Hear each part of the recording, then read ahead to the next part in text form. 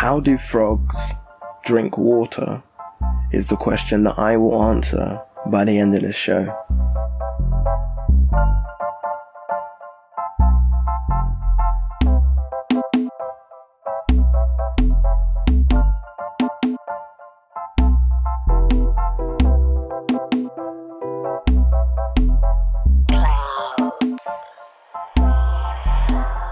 Hello, and welcome to another episode of The More You Know Mondays. The more you know, the more you grow. And this week on the show, I'm going to be talking about the internet. And when I say the internet, I don't mean the Grammy-nominated band. I'm talking about the internet, the thing that we use to access the World Wide Web. But I'll go into that more in a second. So if you are a new listener to the show, welcome. And this is episode 6, so there is 5 more episodes for you to listen to if you're interested. And if you're a returning listener, thank you. Thank you for coming back and listening to more facts. But as you know, I have to start the show with Monday affirmations, and this week's show is no different. This week's quote is by Nora Roberts, and it goes like this: if you don't go after what you want, you'll never have it. If you don't ask, the answer is always no. If you don't step forward, you're always in the same place. And I absolutely love this quote because it's 100% true. Like, I know that it's hard for some people to go after what they want because maybe they're afraid of the rejection. And that's fair. But at the end of the day, the worst thing that someone can say to you is no. If you're asking them, say for example, in relationships, I'm no expert because I'm single, but I'm just saying in general, in relationships, if you're going for someone, if there's someone that you're interested in, if you don't go after that person and find out if it was even possible, then you will never know. Like, the answer would always be no in your mind because you're saying to yourself, like, that person's out of my league. There's no point me going for it. If you don't go out and try, you would never know of what it was like to even try. You might be surprised by the reactions when you do try.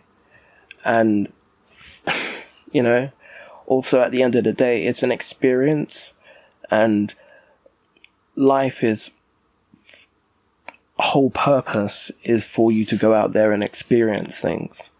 And if you're just sat there wondering and asking yourself the questions and not asking other people, then you're wasting the time that you could be spending actually experiencing and asking the questions yourself, going for what you want, instead of saying that you want to do something and just staying in the same position instead of stepping forward into something that could possibly happen. And, you know, I've always loved the fact of asking questions because I feel that asking questions is really key. If you don't ask the question, if you're curious about something, ask the question. Like, if you don't ask it, you'll never know. And the worst thing is never knowing. Like, it's worse to ask the question and get an answer that you're not expecting, or that you might not want, or know what to expect. I think I probably just said that.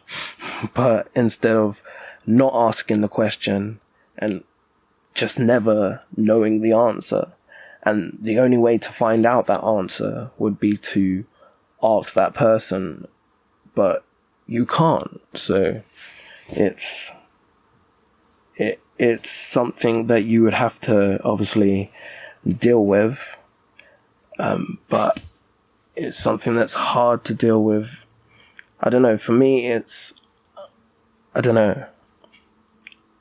If anything, I think about it in the sense of the fact of losing my father, and there's so many things now that I'm older at an older point in my life that I could possibly want to ask him now that I didn't have back then when I was younger when it happened to me. And now there's questions that I will never get the answer to. And I have to just live with that. And it's not something that I completely have a problem with. I'm dealing with it. But at the same time, it's just never let time set, like, time is one of those things that you never know when your time will be up. So make the most of the time that you have while you have it.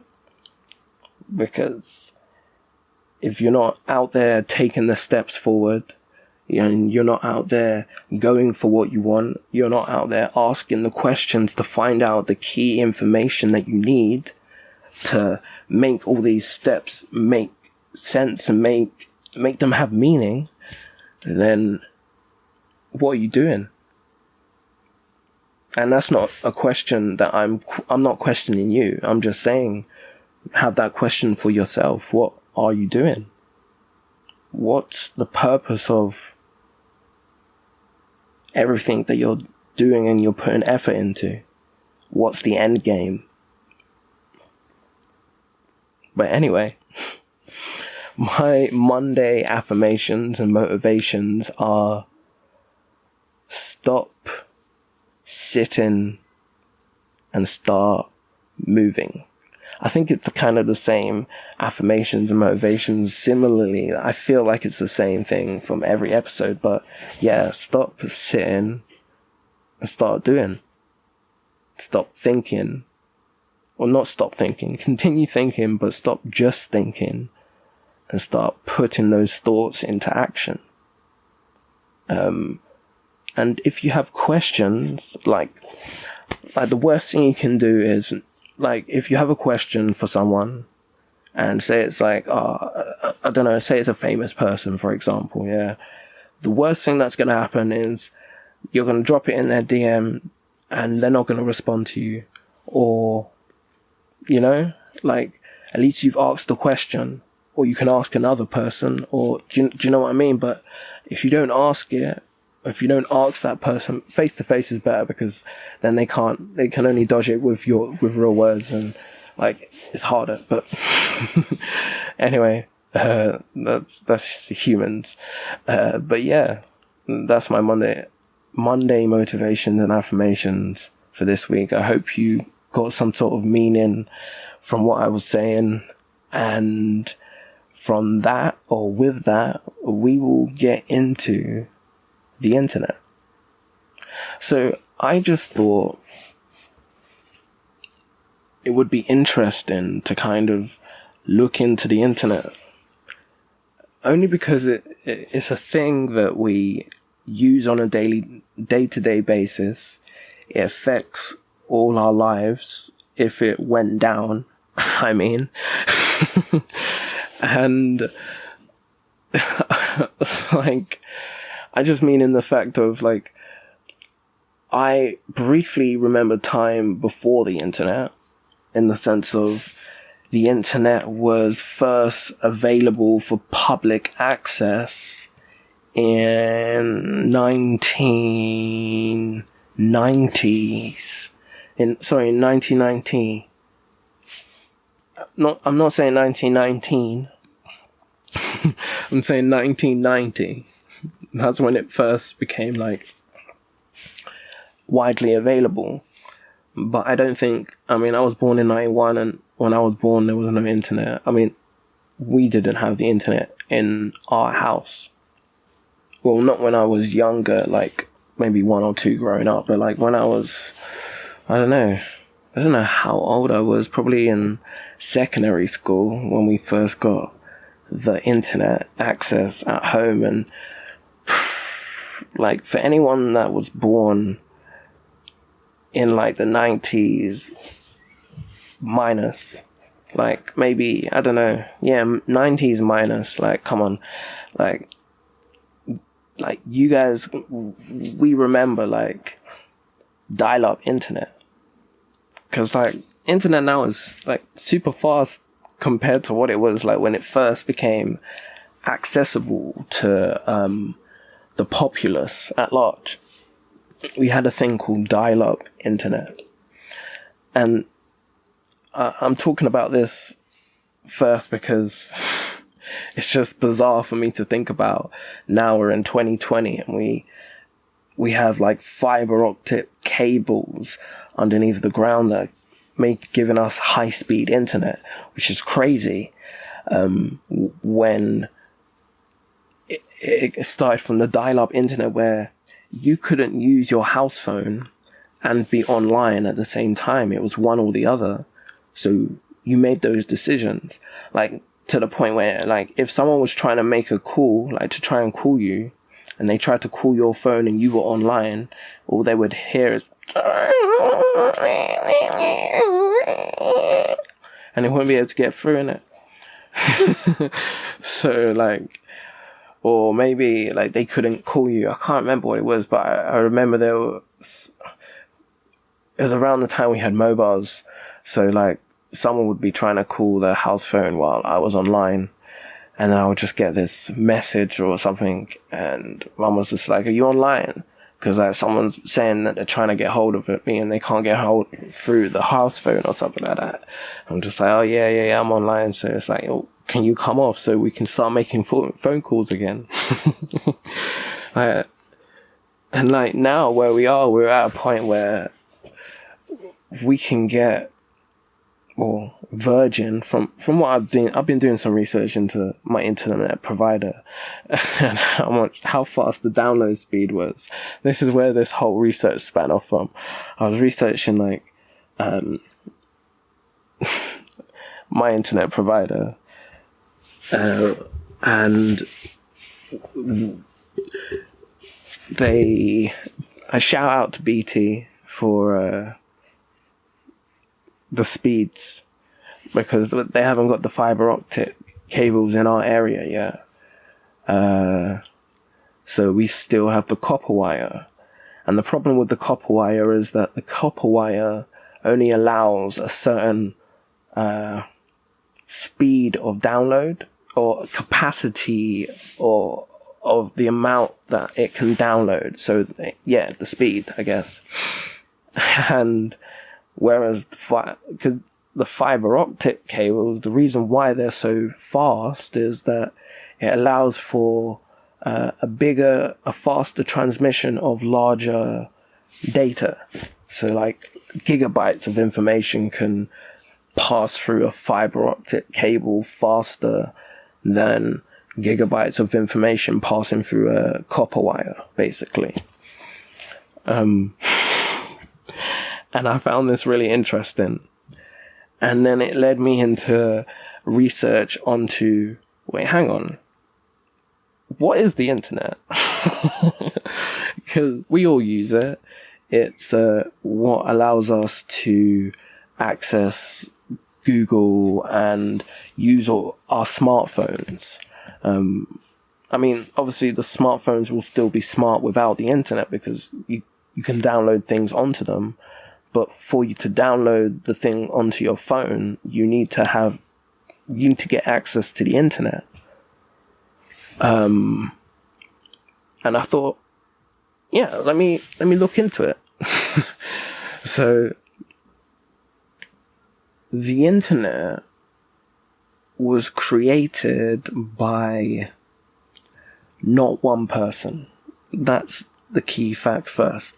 It was down to the works of many scientists, programmers, and engineers who developed loads of new features and technologies that eventually merged into what we now call the internet, or the information highway, as we now know it today, like the internet.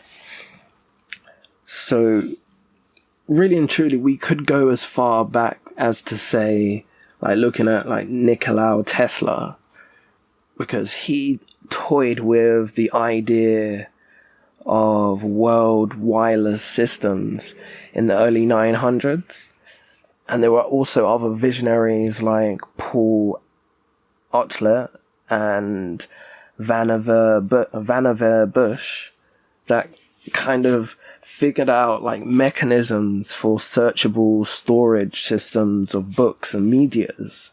And this was as early as the 1930s and 40s. But it wasn't, or it wouldn't be until like 20 years later in the early 1960s when MIT's J.C.R. Lidler popularized this idea of an intergalactic network of computers.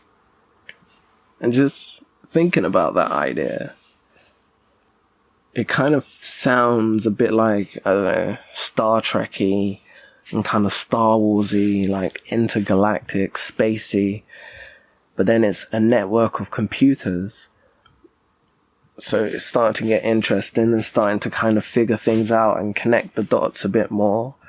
Like it feels like before the internet was made, there was many like scientists and visionaries that kind of, they had this idea that they were like, there's a possibility, or there has to be a way that we can communicate with the wider world while still being in our own position.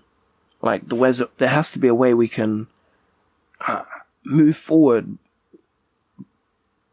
by and connect with more people and see what's out there. But anyway, I'm going off into mind holes. Not mind holes, what are they called? Tangents. They might as well be called mind holes. Mind holes. Tangents.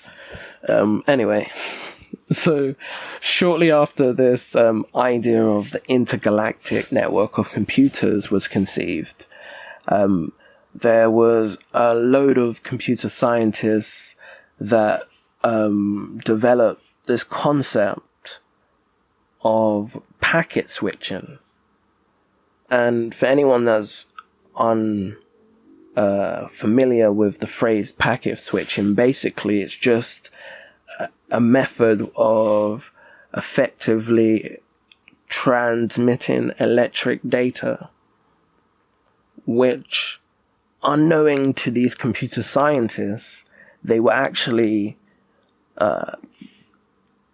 conceiving the major, or one of the major building blocks of the internet, which is packet switching.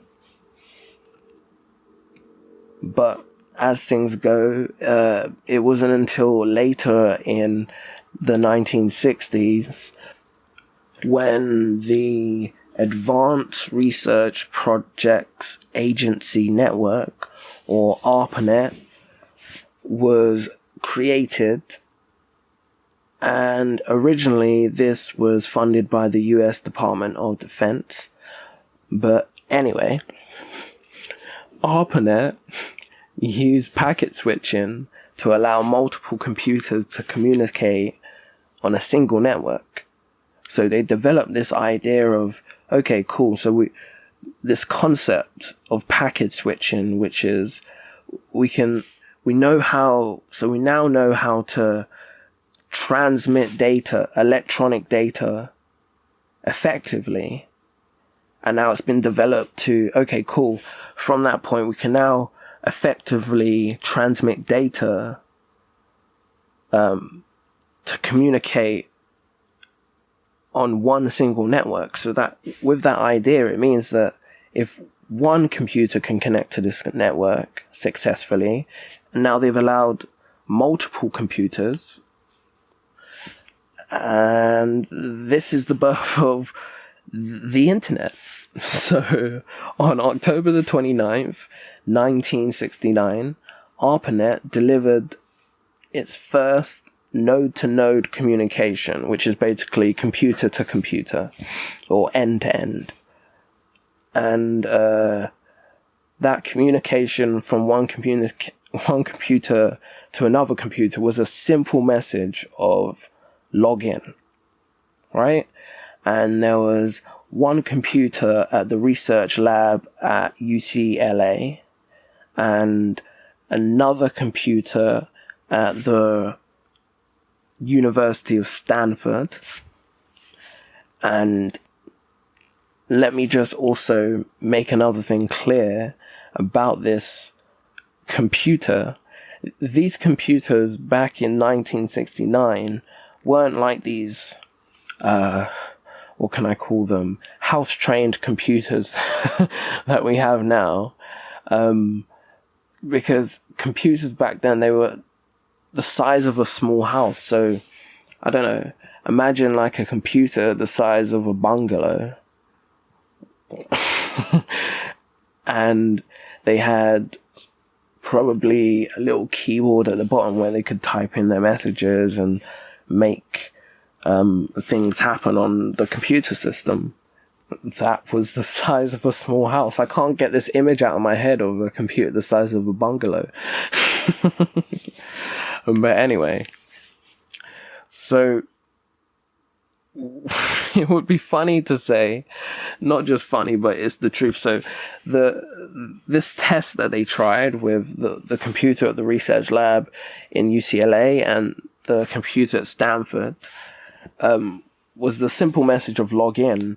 But although the message was so short and simple, it crashed the ARPA network. And the computer in Stanford only received 2 letters from the computer in UCLA.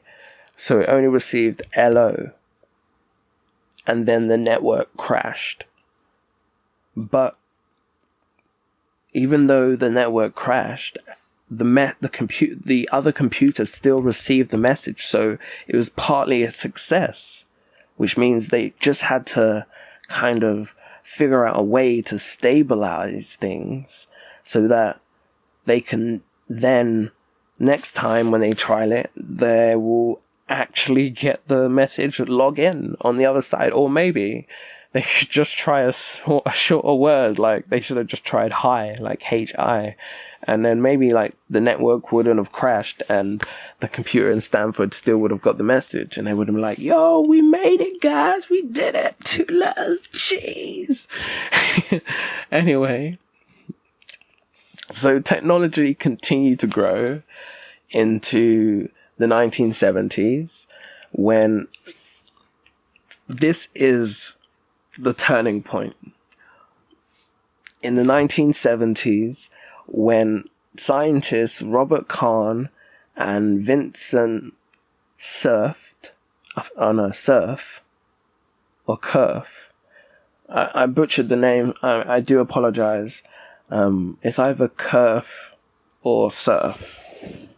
But we're going to go with Kerf. So Vincent Cerf and Robert Kahn, these 2 scientists developed transmission control protocol and internet protocol. And these just sound like a lot of words, but you might see these on places like on things that have internet. You might see TCP/IP around. If you've seen this anywhere, that's what those words, that's what those acronyms stand for: Transmission Control Protocol and Internet Protocol. And this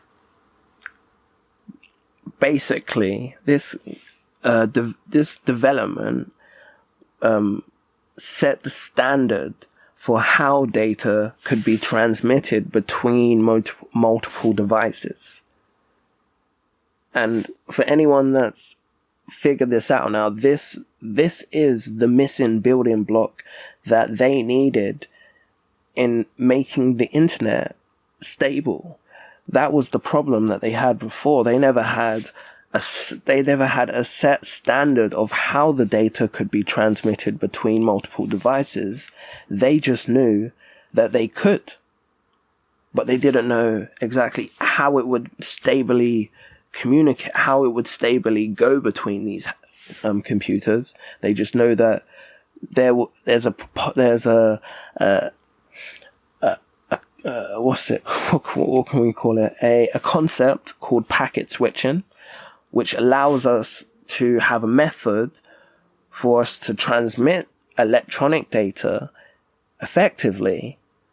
And then ARPANET developed this idea, and they're like, yeah, okay, cool, we can develop it, we can make this electronic data transmit effectively. Now we can transmit it not from just one single computer, we can do it to multiple computers on a single network. But there was still something missing. And then Robert Kahn and Vincent Cerf come in and they create transmission control protocol and internet protocol. And they set the standard for how data can be transmitted between multiple networks. And then what do you think ARPANET do? ARPANET then adopt TCP on January 1st, 1983. And from there, research begins to assemble, and they're looking into networks. So they're looking into the network of networks, which basically became the modern day internet, what we use today. Which is kind of funny saying what we use today, because I say we like the whole world has access to the internet. But that's not true. Most people using the internet would just think, oh yeah, everyone has the internet, right? No, only 57% of the entire population of the world has access to the internet. So that's probably about 4.33 billion active internet users. But which is still a lot, but at the same time, that's still not the entire world. It's only 57% of it. And on top of that, another interesting fact that I found out about people who access the internet is that out of the 4.33 billion people that access the internet, 3.9 billion of these people uniquely access the internet from a mobile source, like from their mobile phone. So that's about that makes up probably 51%. So about 51% of the active users of the internet uniquely use their mobile phone to access the internet. So that means there's probably about a 6% of active users of the internet that uniquely access the internet via another source that's not their phone. So a computer, or maybe a game console or something like that, or that's a really small margin. I'm not a marketer, but if you are a marketer and you're listening to that, that's interesting stats to be going forward with, mad. So it means that more people have mobile phones than they have desktop computers or even laptops. So in the world of even app creation, you would be thinking that at some point with facts going this way or stats even going this way, I'm just thinking, it makes you think that if 51% of the population of the 4.33 billion active users of the internet uniquely use their mobile phones, that means, and this is in 2020, so maybe give it 10 years time, that number could push up to more, because young people prefer mobiles to maybe a desktop computer. Sometimes me as well, the only time I would probably use my laptop is if I want a big screen, and if not, then I can use the TV, like a smart TV and that. Yeah. it's crazy to think that maybe at some point could laptops go out of style and everyone just uses their mobile phones for everything. Just phones just get bigger or foldable, or I don't know. But it's really interesting that more people use their mobile phones to access the internet than any other way of accessing the internet. Although at the same time, most mobile phones nowadays are always online. So it's a what's it called? A catch-22, I would say. But anyway, the internet only took its first most recognizable form in 1990, as I mentioned, I think right at the beginning, when computer scientist Tim Berners-Lee invented the World Wide Web. Now, this is important because the World Wide Web, while it's often confused with the internet, is, although they're similar or not, they're within the same family, I guess. The internet is like the parent and the World Wide Web is like the child, in a sense. So for what's important to know is that the World Wide Web is what we use to access the internet. Without the World Wide Web, we couldn't access the internet publicly through online data and forms in the form of websites. I mean, you couldn't go to google.com without the World Wide Web, because that's why every website starts with www. Because it's on the World Wide Web, and then it's your whatever. But the web is what is the web is what was used to help popularize the internet amongst the public, as I was saying. So without the access to the web, without the web, you wouldn't have access to the internet. And the more you use, and now obviously there's so many more technologies and so many more things that help us access the web, or access the internet rather. And what I think is really cool is that, again, I've explained to you what the internet is, the history of the internet is, but how does it actually work? Because that was my main question in the beginning when I was starting out my research. We use it every day. We 100% take it for granted because we don't know exactly what's going on. We just know we can get online when we want to do the things that we need to do, and then we just jump off. And we don't even pay it too much mind. But it's actually pretty interesting. So there is this really cool website that you can go to, which is called submarinecablemap.com, which basically shows you all the, internet wires that connect the world, but they obviously travel underneath the water. And you can see where the internet is in the whole world, and how it's connected,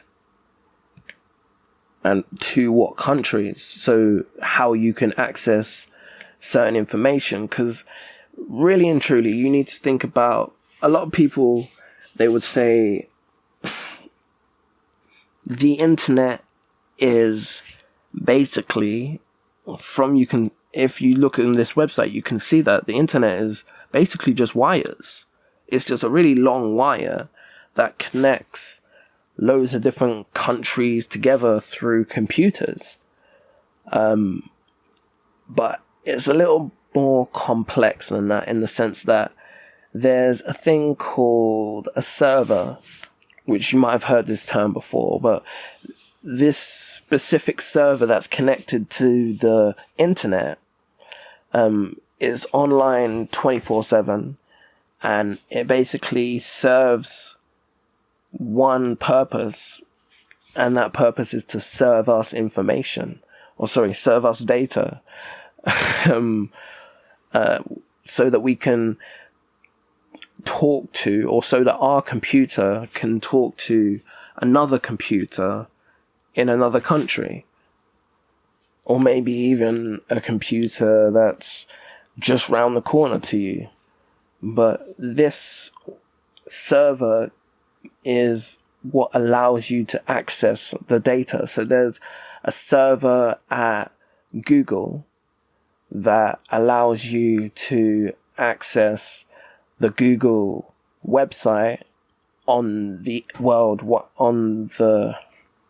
internet, but the Google website, which is the child of the Google server,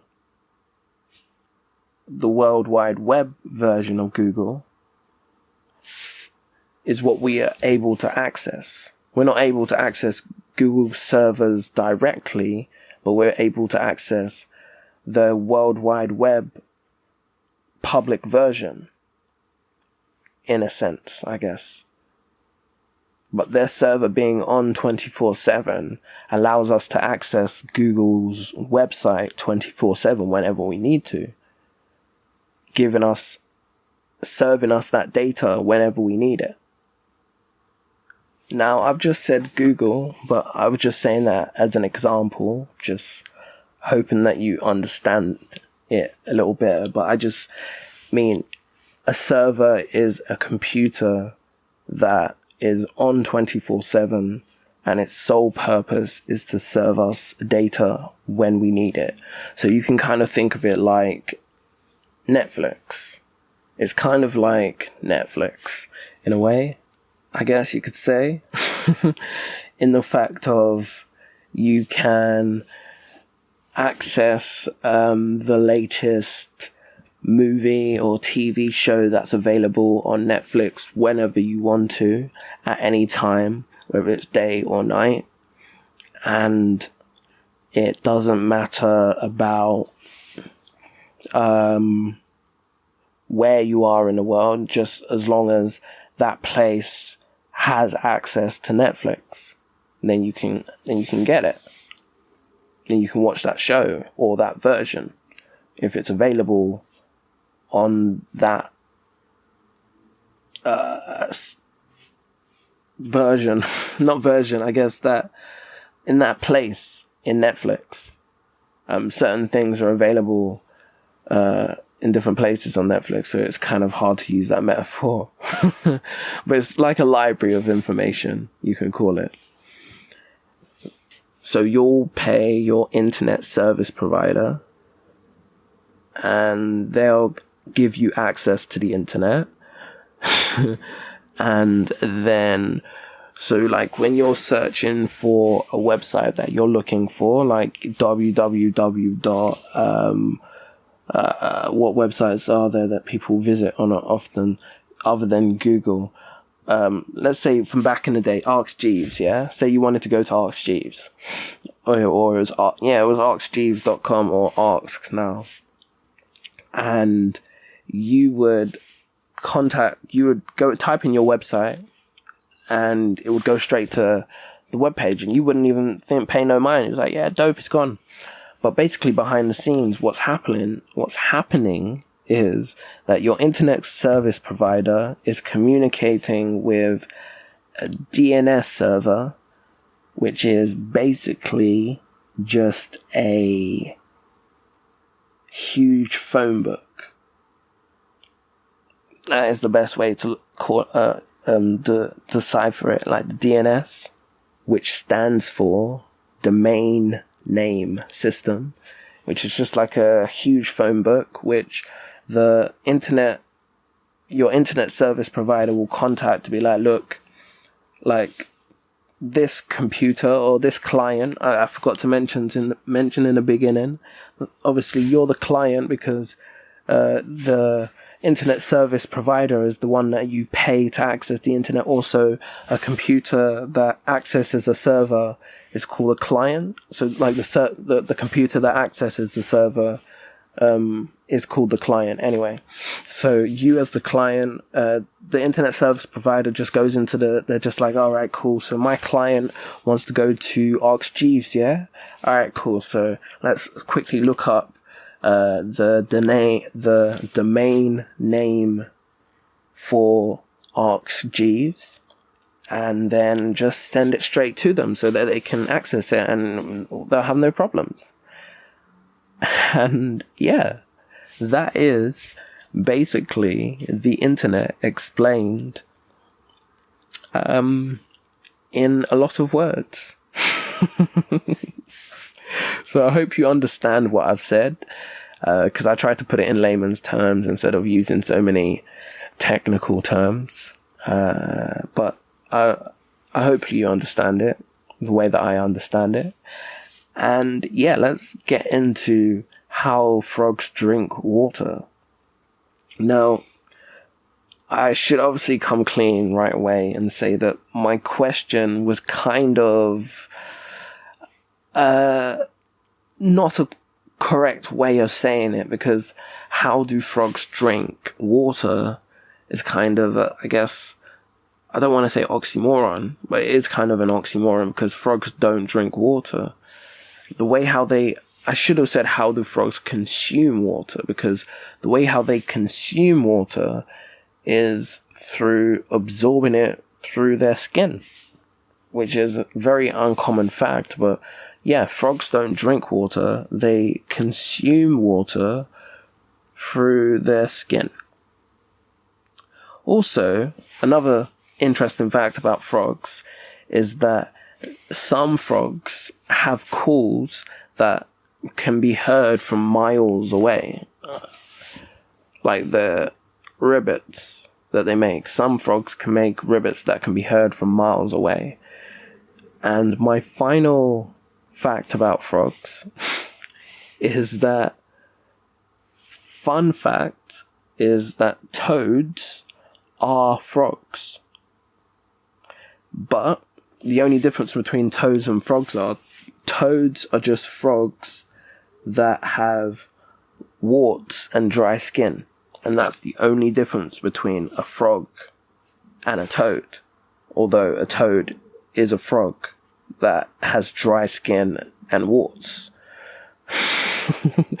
Which is kind of rude in the same respects, like it's it's kind of rude. So like they just saw an ugly frog and they were like, that's a toad. We're gonna call that a toad now. But yeah, fun fact about frogs and toads and the internet. And that will be the end of the show. So I hope you've enjoyed listening to this week's episode about the internet, and hope you've learned something today about frogs and how you connect to the internet and how it works, you know? And if you have any cool, interesting things for me to look into, don't hesitate to please send us an email at myopinionmeans@gmail.com. Follow us on Instagram. I was going to say social media. Follow us on Instagram, Facebook, and Twitter at myopinionmeans. And thank you for listening. If you have listened this far on this episode and on any episode, thank you for listening. And we will be back, or I will be back next week with more facts and fun information that you should know more about. Thank you for listening, and goodbye.